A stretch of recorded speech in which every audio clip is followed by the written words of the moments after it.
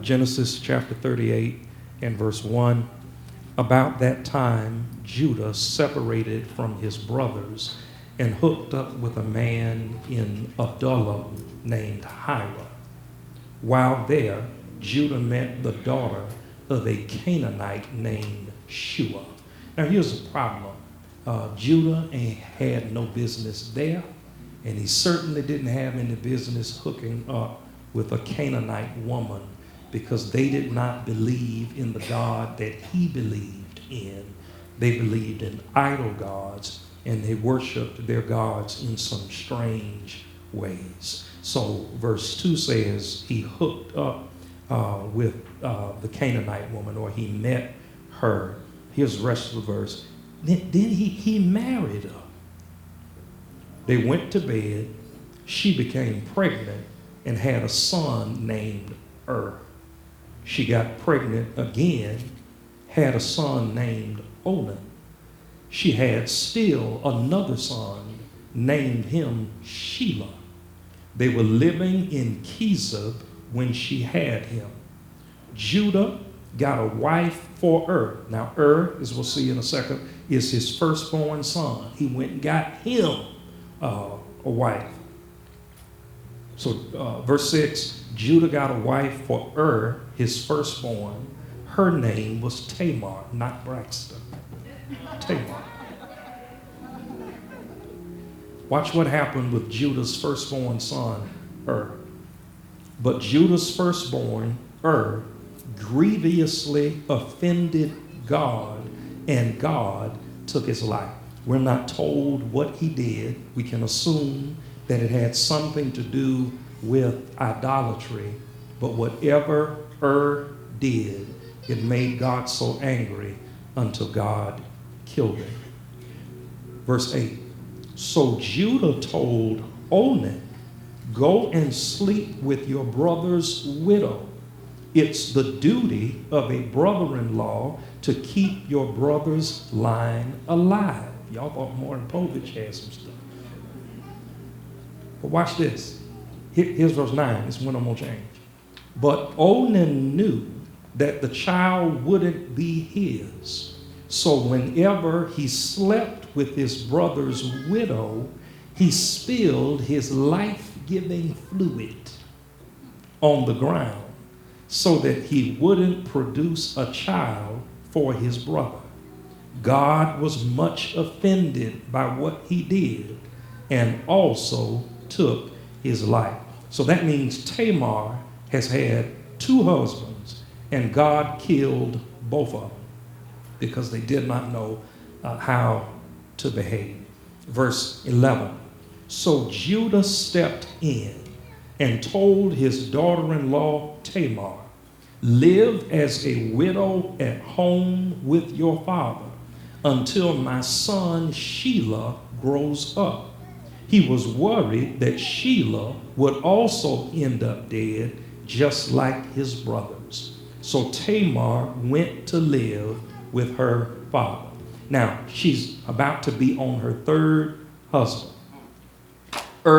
Died. Onan died. And now her father-in-law says, wait on Shelah to grow up to be old enough, and then I will give him to you as a husband, and you can have children through him. Here's verse 12. Time passed.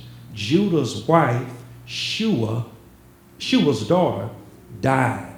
When the time of mourning was over, Judah, with his friend Hira of Adullam, went to Timnah for the sheep shearing.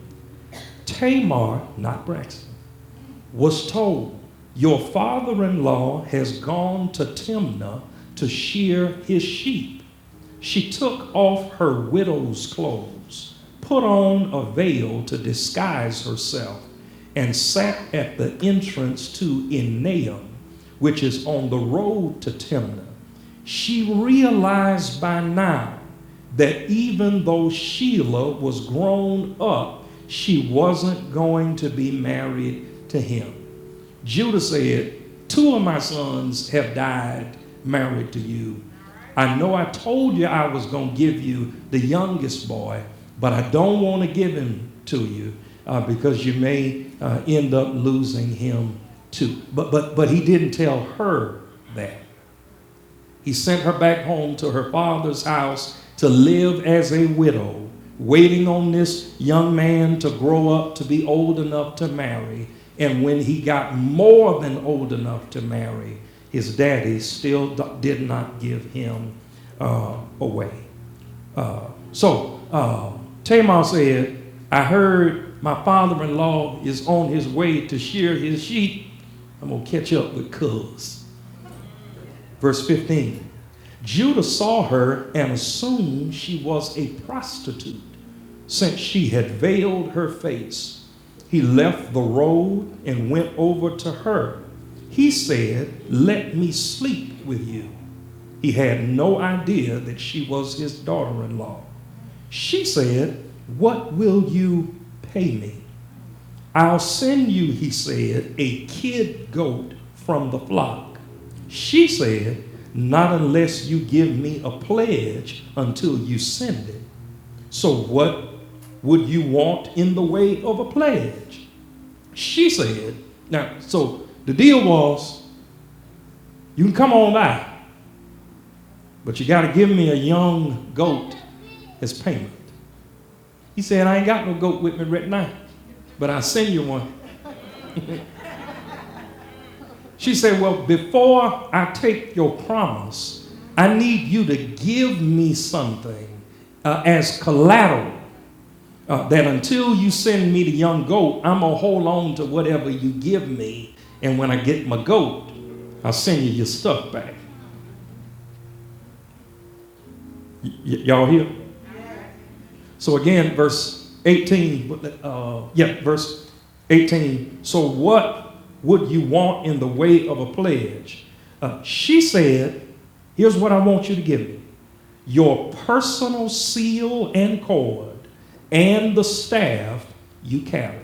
Now in their day, that personal seal was like a ring that had a symbol on it. Whenever they sealed their mail, a piece of wax would be placed to seal the mail, and then they would press that symbol into the mail. It was very unique, almost like a fingerprint or an ID card in their day. She said, I want your seal, I want the cord that your seal hangs on, and I want that stick that you use as a shepherd as you take these sheep in for shearing. He handed them over to her and slept with her, and she got pregnant. She then left and went home. She removed her veil and put her widow's clothes back on. Judah sent the kid goat by his friend from Doula to recover the pledge from the woman, but he couldn't find her. He asked the men of that place, where's the prostitute that used to sit by the road here near Enaim? They said, there's never been a prostitute here. He went back to Judah and said, bruh, I'm thorperizing it. I couldn't find her. The men there said, there never has been a prostitute there. Judah said, let her have it then. If we keep looking, everyone will be poking fun at us. I kept my part of the bargain. I sent the kid goat, but you couldn't find her. 3 months or so later, Judah was told, your daughter-in-law, here come a word change.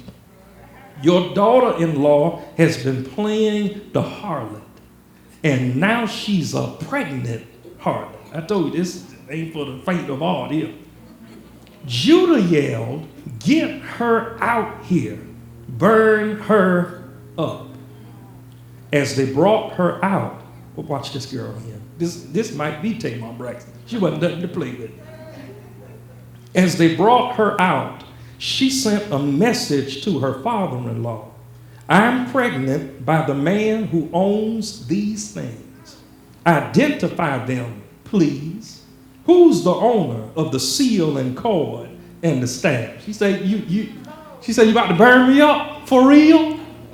Over this, baby? Verse 26, Judah saw they were his. He said, she's in the right, I'm in the wrong. I wouldn't let her marry my son Shelah. He never slept with her again. When her time came to give birth, it turned out that there were twins in her womb. As she was giving birth, one put his hand out. The midwife tied a red thread on his hand, saying, this one came first. But then he pulled it back, and his brother came out. She said, oh, a breakout. So she named him Perez, breakout. Then his brother came out with the red thread on his hand. They named him Zebra. I want to talk about this morning. Don't count me out. You may be seated in the Lord's presence. Don't count me out. It's been a long week, so I decided that rather than preach this morning, I would take a sermonic vacation. And I want to invite Perez to speak on his own behalf, to walk us through and provide us with an understanding of Genesis chapter 38. My name is Perez. My mother's name is Tamar. My dad's name is Judah, but my uncle's name is Joseph. You read about my uncle not in Genesis 38, but you read about him in Genesis chapter 37, Genesis chapter 39, all the way through Genesis chapter 50. Matter of fact, most of the book of Genesis is centered around the behavior not of my dad Judah, but of my uncle whose name was Joseph. Let me tell you something about my people that will help you to better understand my story. My uncle Joseph was a visionary. You will remember in Genesis chapter 37 that Joseph had a dream that all of his brothers would have to bow down to him in order to survive. He also dreamed a second dream that his mother and father would also have to bow down to him in order to survive. Perez says, my uncle was a visionary. He had visions, he had dreams. But then, not only do I want to tell you that my uncle was a visionary, but I got to be honest about the fact that my daddy was a villain. He's not just a villain in Genesis chapter 38. He's a villain in Genesis chapter 37. See, my dad, Judah, and his other 10 brothers hated my uncle Joseph so much because of his dreams until they decided to throw him into a pit to die and then tell my grandfather that he had been killed by a wild animal. They threw Uncle Joseph into a pit and went and had lunch and left him there screaming. While they were sitting there having lunch, they looked up and saw some Midianite merchant men who were traveling to Egypt. My daddy, Judah, said to my other 10 uncles, let's get Jojo out of the pit and sell him into slavery. My daddy was a villain. He took his own visionary brother and sold him into slavery. Well, my uncle was a visionary. My dad was a villain. But then my mama was a victim. Her name is Tamar. She had one ambition in life, and that was to please the Lord. The primary way she saw herself doing that was by producing children that could one day honor God in some way. Judah gave her his firstborn son, but his behavior was so bad until God killed him. Judah then says, I'll give you my second-born son, Onan. And Onan, instead of impregnating my mother, faked his periods of intimacy and refused to impregnate her because he did not want to follow the laws of God. God saw what he did, got angry, and killed him. Then Judah was supposed to give my mother his third son, Shelah. But because he didn't want Shelah to die, he withheld Shelah from my mother. My mother was simply a victim. My mother was not a black widow. She wasn't killing Judah's sons. Judah's sons were being destroyed by God because of their own sinful behavior. All my mama wanted to do was to carry on a family blood line. And she ends up here as a victim. Now, she did some treacherous stuff later on. But in the early verses of Genesis chapter 38, she is simply a victim. Well, my uncle was a visionary. My daddy was a villain. My mama was a victim. But Perez says, I myself am a victor. Let that sink in. I had an uncle named Joseph. He was a visionary. Daddy named Judah. He was a villain. Mama named Tamar. She was a victim. But I came along and God gave me the victory. The problem with my mama is that she was a victim of circumstance. There were things beyond her control that were being composed upon her. You will see that by the time we get to verse 30, that while my mother was a victim of circumstance, I became a victor over every circumstance. But before we rejoice in the joy of my victory, I do have a suggestion that I would like to make. And that suggestion is this. Don't count my daddy out.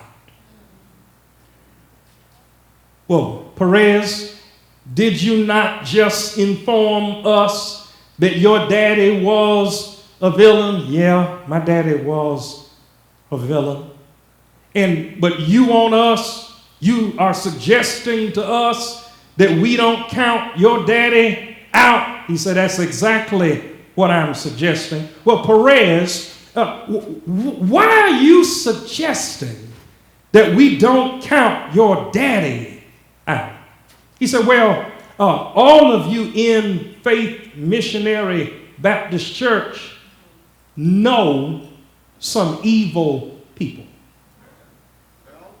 I said, Perez, this is first Sunday. Can you be a little more specific with the first Sunday crowd? He said, yeah, I can be more specific. Everyone in this room, you know some evil people personally.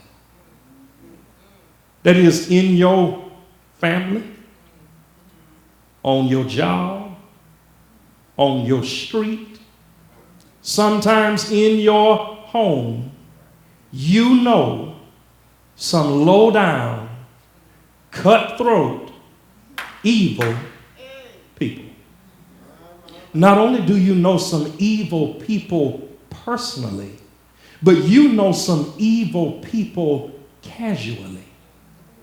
That is, when you turn on the news, every day, you learn about some new person with a heart filled with evil.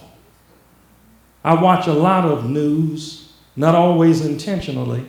I watch the news so that I know what to pray for and I know what to keep you informed of as best I can.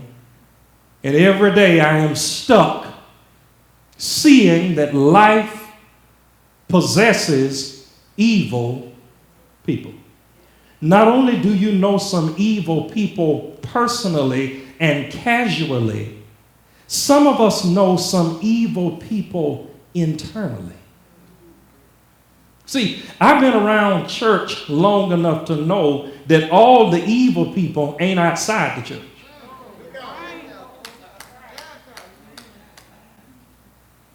Sometimes people will sit right up in church and go home and do some of the most evil things imaginable. We all know some evil people. And Perez says, Thorpe, if I'd be honest, my daddy was a villain. He says, Thorpe, let me push it a step further. Pastor Thorpe, do you recognize that if you read Genesis 37, skip 38, and read 39 through 50, all you would know about is that my uncle Joseph was sold into slavery. He ends up in the house of a man named Potiphar. Potiphar's wife conspires against him, has him thrown into prison. While he is in prison, he interprets dreams. He is taken from the prison all the way to the palace of Egypt. He started off in a pit. He moved to a prison, but he ended up in the palace. By the time you get to the end of Genesis chapter 50, my uncle Joseph says to his brothers, my uncles, you meant it for evil, but God meant it for good. Pastor, the only reason that Moses wrote Genesis chapter 38 was to tell you how good my uncle was and how bad my daddy was. But here's what I find to be amazing in the language of this text. It is in verse 24 down through verse 26.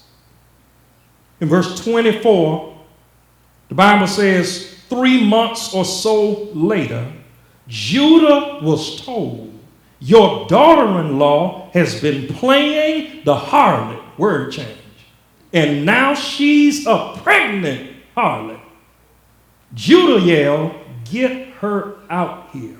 Burn her up. Now, he has some nerve. You done sent the girl home to behave like a widow for years, waiting on your son to be given to her. You have pushed her into a corner. She came out fighting, and now you say, burn her up. We got some nerve when the shoe is on the other foot. As they brought her out, verse 25 says, she sent a message to her father-in-law. She said, I'm pregnant, all right. But I'm pregnant by the man who owns these things. Identify them, please. Who's the owner of the sealing cord and the staff? Judah saw they were his. He said, she's in the right.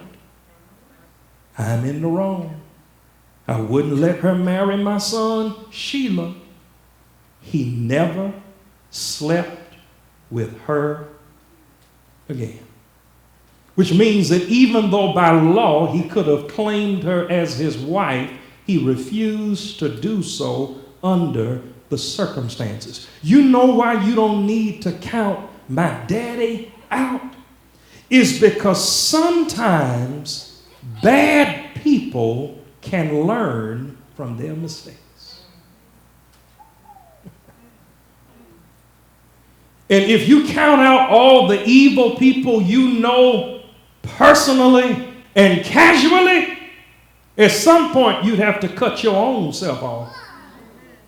Because we have some evil in us internally. And be careful how quick you are to drop the hammer on others. Because trouble may be right around the corner. So Perez says, don't give up on my daddy. He said, well, Thorpe, that's not all. Not only is it true that I don't want you to count my daddy out, but don't count my mama out. Tamar's history is a unique one. She's been denied 2 husbands because of their own sinfulness. God killed them.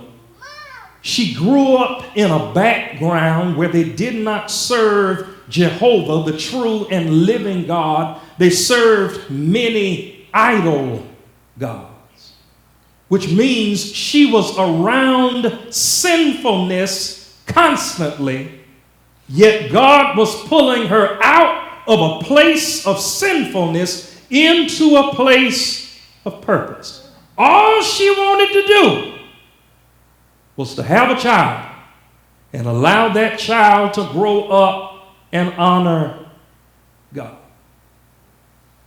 When she recognized that Judah was not going to give her his 3rd born son, the youngest son, Sheila, she said, somebody finna give me a baby.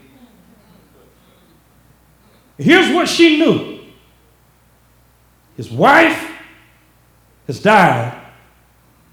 The period of mourning is over, and he's on his way to get paid.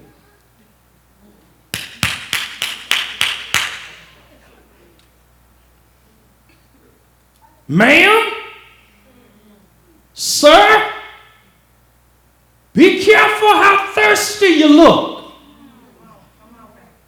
Because some folks are on the prowl for thirsty people. His wife died. He's heartbroken. The period of mourning has ended. He's probably lonely. He on his way to get paid. Cha-ching. That means his heart is going to be filled with merriness. He's going to let all of his guards down. He's trying to let off some steam. And he is living in a culture where prostitution not only carried a physical side, but it carried a twisted spiritual side. When you read verse 21 in the New American Standard Bible, when it refers to Tamar playing the prostitute, the word prostitute is not alone. In the New American Standard, the word temple is included, which means she wasn't just playing a street prostitute.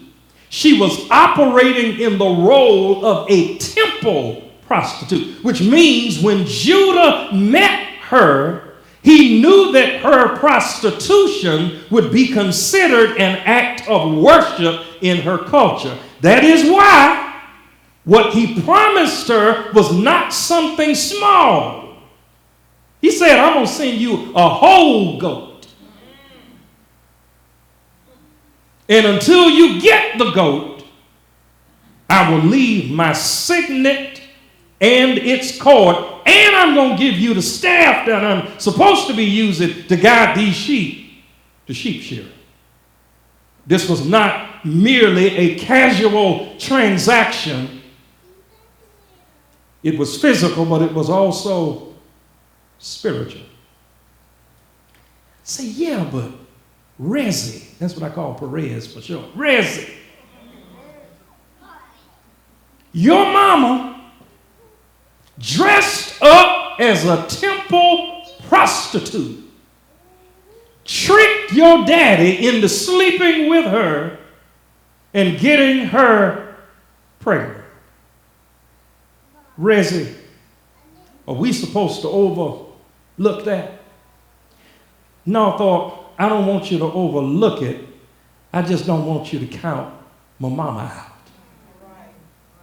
Don't count my daddy out, because sometimes bad people can learn from their mistakes. But don't count my mama out, because sometimes God can turn a bad thing into a good thing. Let me rewind. Sometimes God can turn a bad thing into a good thing. Pastor Thorpe, she got pregnant out of wedlock. At least she had it.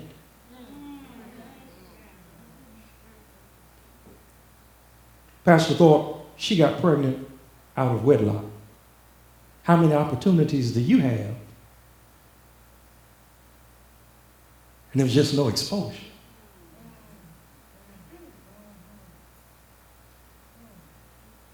We live in a culture, I want to talk about abortion specifically. We live in a culture where people point out, as they refer to the great sin of abortion, as if there is no other sin. And they point that out. She got an abortion. They killed an innocent baby. Who pays for most of them? You sitting up home or sitting outside in the car or in the waiting room with your nose in the air talking about what you ain't never done. When the reality is she didn't get into that position by herself.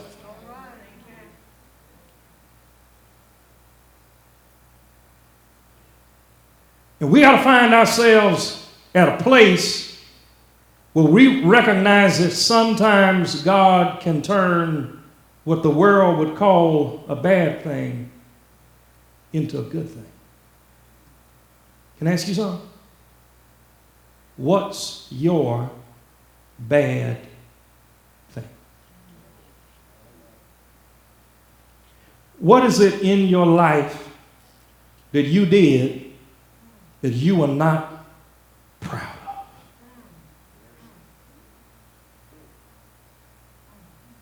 I give you a moment to stew,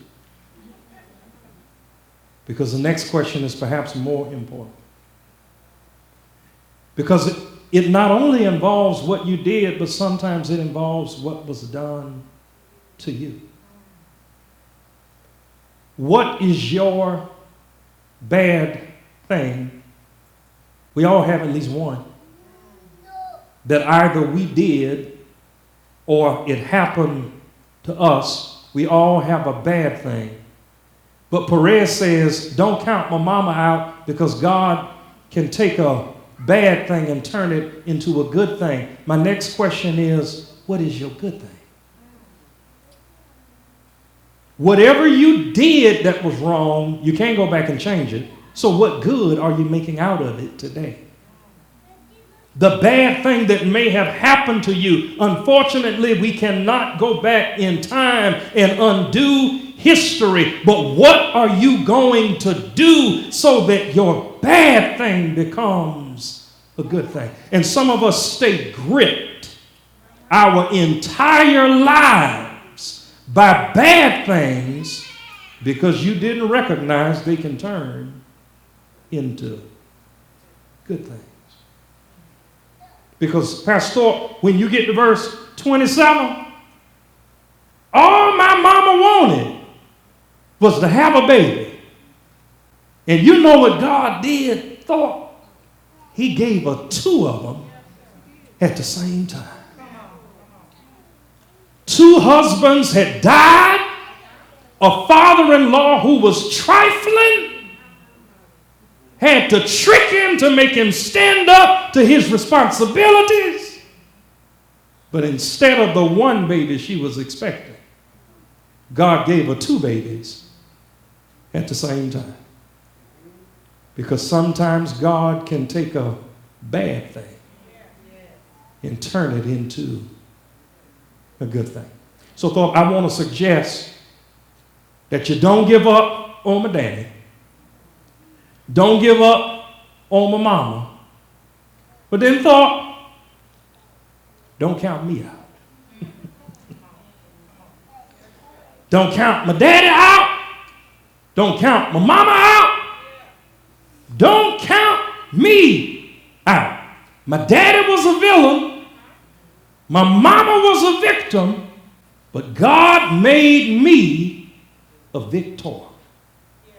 My mama was a victim of circumstance, but God gave me victory over every circumstance. Perez, what do you mean? He said, well, Thorpe, just look at my history.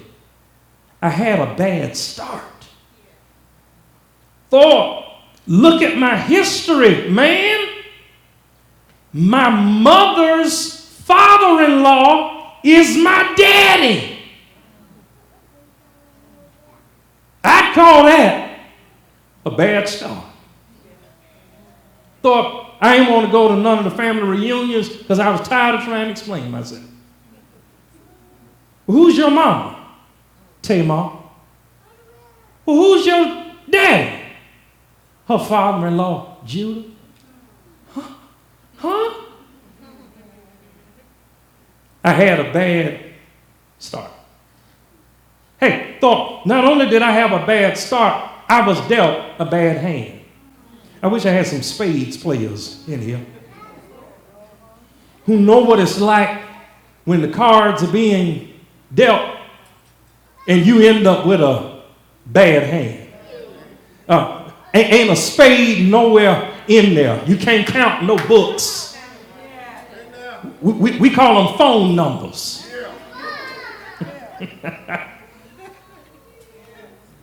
He said I had a bad start, but then I was dealt a bad hand. Thought, my name is Perez. My brother's name is Zerah.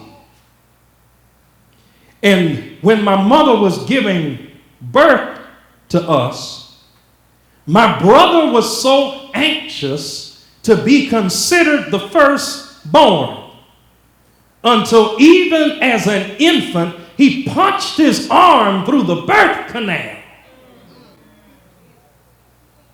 And the midwife, in order to keep track of which child was the firstborn, she tied a scarlet thread around his wrist, and then he pulled his hand back in.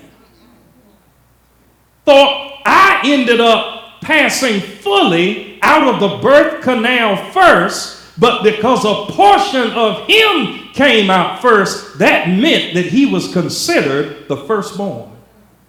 That meant that every right, every inheritance that the firstborn was to receive went to my brother instead of going to me. Because he was my daddy's firstborn son. I had a bad start. I was dealt a bad hand. But Thorpe, here's why I don't want you to count me out.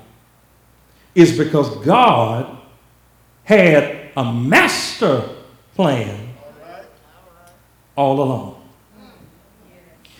Pastor, my brother's name, Zerah, means bright because he came out.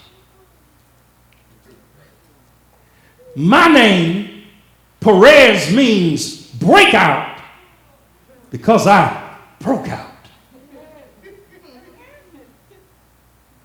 But Pastor, if you read your Bible, because this is Communion Sunday,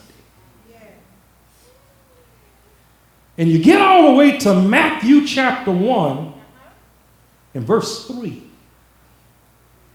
the family history of Jesus is recorded. And Pastor, do you know whose name is listed as a part of Jesus's family line? My name. My daddy was a villain. My mama was a victim, but God gave me the victory. Pastor, even when Moses wrote about my daddy, Moses had no idea that this setback was a set up for a comeback. The only reason Moses wrote Genesis 38 was so that people could understand how righteous Joseph was and how evil Judah was. But God can take a bad thing and turn it into a good thing. And God can take a bad person and make them learn from their mistake. What are you getting at? Don't count me out. September 22nd, 1927, Soldiers Field in Chicago, Illinois. Gene Tooney fought Jack Dempsey for the heavyweight championship of the world. Dempsey knocked Tooney out. But there is a rule in boxing that when you knock your opponent out, you have to go to a neutral corner in the ring. That means you can't go back to your corner. You can't go to your opponent's corner. You have to go to a neutral corner in the ring. Well, when Dempsey knocked Tooney out, he went to the wrong corner. And instead of the referee going down on the mat to count out Tooney, he spent so much time trying to get Dempsey in the right corner until Tooney, laying down on the mat, revived himself and got up and won the fight on points. Jesus was crucified on Friday morning. Laid in a borrowed grave because he didn't need to keep it permanently. Stayed there the rest of Friday. Stayed there all night Friday night. Stayed there all day Saturday. All night Saturday night. But the old preacher would say, early. Sunday morning, he got up out of the grave. All power in heaven and in earth was in his hand. The devil thought he could count him out, only to discover that if you kill it on Good Friday, God can raise it on Resurrection Sunday morning. Don't count me out. Hey, don't count my dad out. He's a bad man, but he learned from his mistakes. And sometimes bad people can learn from their mistakes. Don't count my mama out. She did a bad thing, but God turned it into a good thing. Don't count me out, because God moved me past a bad start, moved me beyond a bad hand, because God had a master plan all along. What am I getting at? You don't know what all of your life means. You don't know who's going to be touched 10 years from now because of the hell you're catching now. And if you try to take a shortcut now, it's going to short circuit them.